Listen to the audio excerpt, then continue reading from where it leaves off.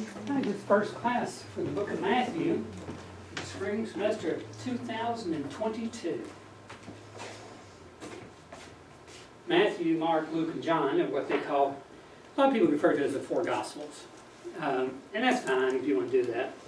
I hesitate to do that because to me, if it says four Gospels, that means there's four different Gospels. Well, there's not. There's only one Gospel, and 1 Corinthians 15 defines it as the death, burial, and resurrection. Well, of course, the word gospel means good news, so maybe I'm a little bit more picky than others are. I refer to Matthew, Mark, Luke, John as the life of Christ because it goes from his birth to his death, and so that's just me. Matthew, Mark, and Luke are referred to as the synoptic gospels, S-Y-N. Why? Because the material in Matthew, Mark, and Luke is more alike than John. John goes a lot of different areas that Matthew, Mark, and Luke does not cover. Matthew is 28 chapters. Mark is 16 chapters. Why? Well, because Matthew is written to Jews and Mark is written to Gentiles. How do we see that? Matthew has a lot of prophecies. A Gentile would not know the prophecies. So they don't, okay, fine, you tell me about this. A Jew would say, hey, wait, what about this prophecy? Whereas Mark is written to Gentiles because they were not as concerned. There are no contradictions between Matthew, Mark, Luke, and John.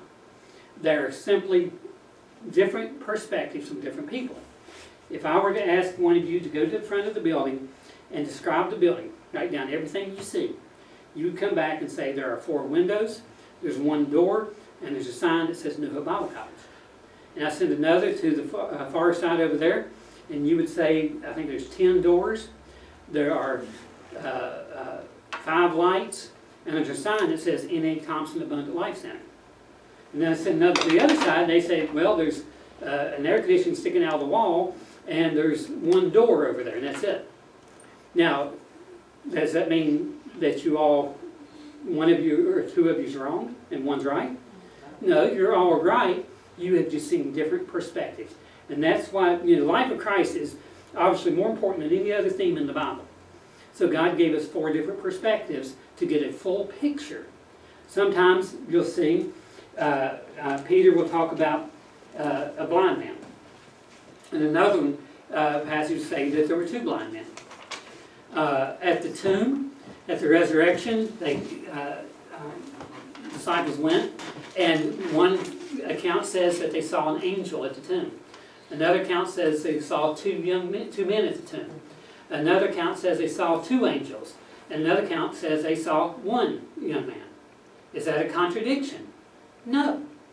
Because an angel is simply a messenger, and it can refer to heavenly or it can refer to humans. Matthew 27, we talked about a little while ago, that at the crucifixion, that the resurrection, the graves opened up. And many of the saints that had died walked around the streets of Jerusalem. I believe that those were the ones at the tomb. And if I walked out here today, it said, I had 2 women in class this morning. Is that a lie? No. Now, if I said there were only 2, that would be a lie. Matthew, Mark, Luke, John doesn't say there was only 1. It doesn't say there were only 2. Could there have been more? Yeah. For all we know, there could have been. Why did one say 1, one say 2? Different perspectives. Just like if we were all to witness the same accident, chances are the police would be confused. They'd say, wait a minute, they saw 3 people here, they saw 2. Which one's right? Who's lying about it? And it's because we all see things from our own viewpoint. And so God gave us a full picture of the life of Christ. Matthew has a genealogy, Luke has a genealogy. They are different. Is that a contradiction in the Bible? No, because one is Mary's, the other is Joseph's. And so, again, God giving a fuller picture of events that take place. Matthew starts with the genealogy and the virgin birth. Remember, Isaiah was sent to Ahaz, the king, to rebuke the king, but also to tell him that his enemies would not prosper over him. This is Hezekiah's father. And Isaiah was told to tell him that God will give you a sign to prove that your enemies will not prosper over you. Well, he was so wicked, he just said, I don't want a sign. I don't want anything. I don't want your message. I don't want God to give me a sign. I do not want anything. So he walked off, apparently. But God gave a sign anyway. In Isaiah 7:14, it says, behold, a virgin shall conceive and bear a son. And so there's a prophecy, ironically, given to a wicked king who didn't listen. You know, he could ask for anything he wanted. God didn't give him what he wanted. He just told him that in the future, a child would be born of a virgin. Is a virgin birth important? Absolutely. I've heard people say, well, you know, I guess it could be virgin birth, but it really doesn't matter whether virgin birth or not. Yeah, it does matter. Because first of all, that's what God said, and that's what God said. I've heard people say, well, but in the Old Testament, that word for virgin doesn't mean virgin, it just means a young woman. Okay, here's a major prophecy. Now, y'all listen. In the future, a woman's going to have a baby. Is that really mind-blowing? Really? Can that happen? Well, of course in the future a woman's going to have a baby. But if a virgin, and notice too, it's virgin birth. Okay, not as far now today, a virgin can bear a child. But it's the conception of Jesus that was far different than anything else. And so the prophecy was given. Therefore, no, the word virgin in Isaiah is the word for virgin. And in the New Testament, when it first marries a virgin, it's the word for virgin. Okay, so obviously it made a big difference. The genealogy is important. Remember, to us, genealogies are not that important when it comes down to it, and that's why Paul told Timothy to don't get caught up in arguing over genealogies because they don't matter anymore. In the Old Testament, they mattered. Right? If a person was to be a priest, it had to be proven. And if to be a high priest, not only did you have to be a Levite, but you had to be from the house of Cohen, the Kohathites, or descends from Aaron's father on down. And so that was a requirement. Whatever tribe you're from made a difference. You know? Mary was from what tribe? Benjamin. Was it Benjamin? No. No. From the tribe? Yeah. Judah. Judah. Her cousin, Elizabeth, was from what tribe? John the Baptist's mother? Mm-hmm. Was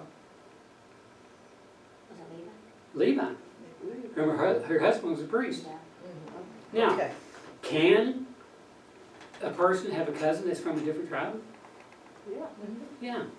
Because in those days, what happened when, almost even like today, not as much anymore, but today, or back in those days, a woman got married, what tribe was she then? She went to her husband's tribe. Right. So, for all we know, Elizabeth could have been born in the tribe of Judah, but married a Levite. Or it could have been her mother. Okay, we're talking about cousin in the Bible, it could be first cousin, second cousin. So, there's no contradiction what I'm saying there, just because of different tribes. But the Jews, they really wanted to find this stuff out. They had to know this. If you're going to be a king, you're going to be from one tribe. If you be a priest, you're going to be from one tribe. And so when Jesus came, they had to really figure this out. Okay, is he who he said he is?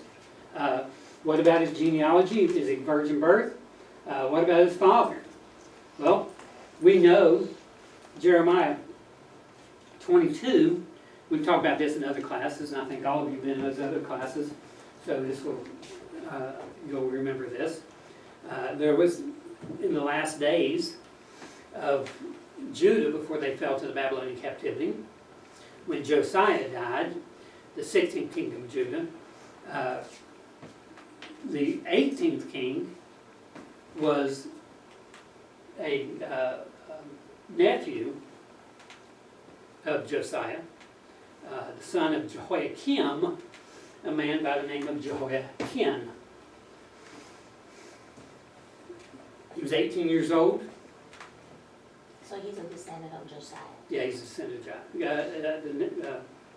I said nephew, I'm sorry, grandson of Josiah.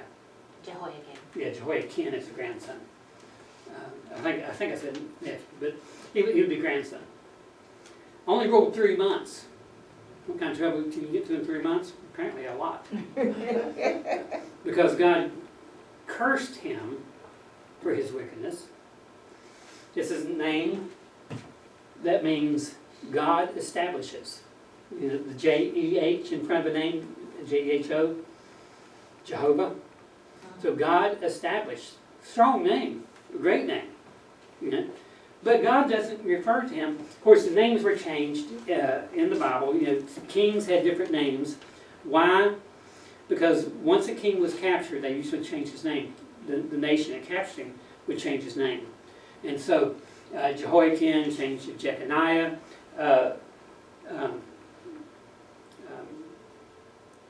Eliakim, his father. This has always amazed me, though. Eliakim was his father's name. Right? El means God. Right?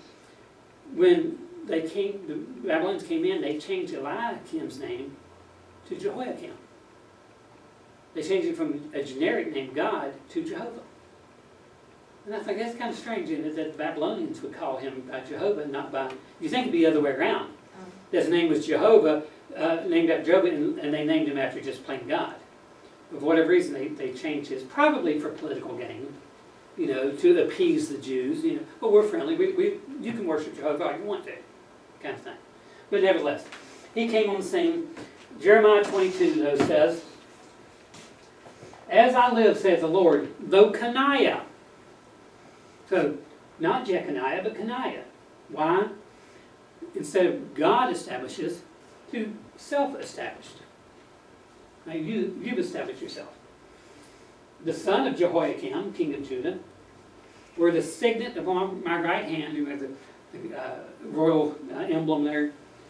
Yet would I pluck thee thence, and I'll give thee into the hand of them that seek thy life. The Babylonians, in the hand of them whose face thou fearest, even to the hand of Nebuchadnezzar, king of Babylon, and in the hand of the Chaldeans. And I will cast thee out, and thy mother that bare thee, into another country, where you were not born, and there you shall die. But the land wherein they desire to return, thither shalt thou not return. Is this man Coniah a despised, broken idol? Is he a vessel which is no pleasure, wherein is no pleasure? Wherefore they cast out in the sea, are cast in land which they know not. O earth, earth, earth, hear the word of the Lord. Thus saith the Lord, write ye this man childless. Didn't say he would be childless. He said, but write this man childless, a man that shall not prosper in his days, for no man of his seed shall prosper. So he will have children, but none of their children will prosper, sitting upon the throne. Now, does that mean all his children were cursed and would always be bad people? No. One of his descendants was Zerubbabel. Who was Zerubbabel? He would be one of the governor and come back to build the temple. So it wasn't a negative thing on them, it's just saying that they could not be kings anymore. Okay? Therefore, in this line here, he could be captured. We know that happened in 597 when he and others, along with his mother and Ezekiel, were taken captive. But none of his descendants would ever prosper sitting on the throne. Well, the Jews would know this, right? And they keep record of this. So if somebody, one of his descendants would come up and say, I'm going to be the next king, they'd say, not qualified. You're a good man, but you can't be king. Well, we know what happened. The genealogy, actually, we'll get there.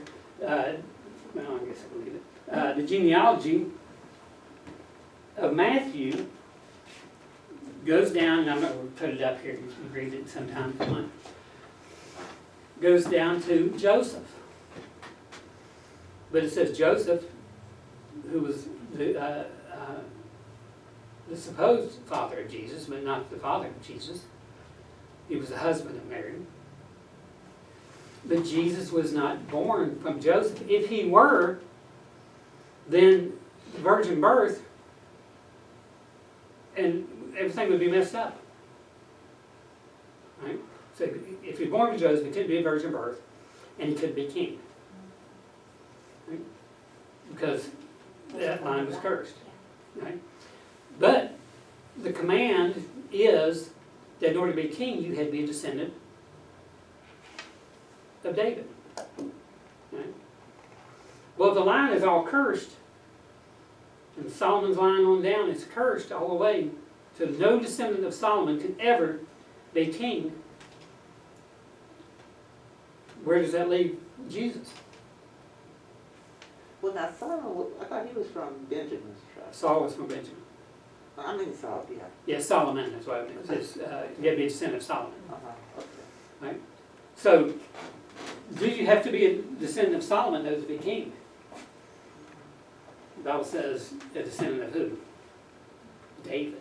David. David. Okay. Not a descendant of Solomon. But we do know that Solomon's line was cursed. Right? End up to Jeremiah. So Jesus could not be from Solomon's line. But he was from David's line. Because you go to Luke, and you can read that if you want.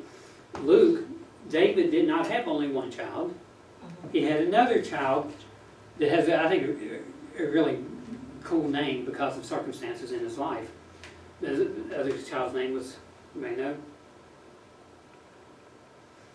Who was the man that told David, "Thou art the man"?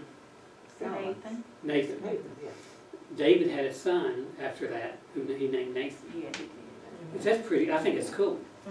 Because if the person who rebuked you to the world, if you could name your child after that person, that means you've forgiven them for what they did. Oh, yeah. You know, you got over it. Yeah. Yeah. That I made mean, kinda- You know, it's like, my family doesn't say this, but I'm sure they won't. I like the name David, but I would never ever name my son David. You know why? Because I have a cousin that's named David, and he's weird. So in my mind, it would be hard to do that. You know? Hey, y'all met him, you'd agree with me, okay? You'd agree with me. I remember you saying that before. Did it? Yeah, you said that before. Well, so David got over that often. Mary's descended from Nathan. Therefore, Jesus qualifies to be king because it came through David, Line. through Nathan, through another line. And that's where Luke is so important. And Matthew's important because it says Jesus was not born of that line. The Jews would make note of that. All right, well, our time is gone. Quick. Yeah. Quick. Just getting good.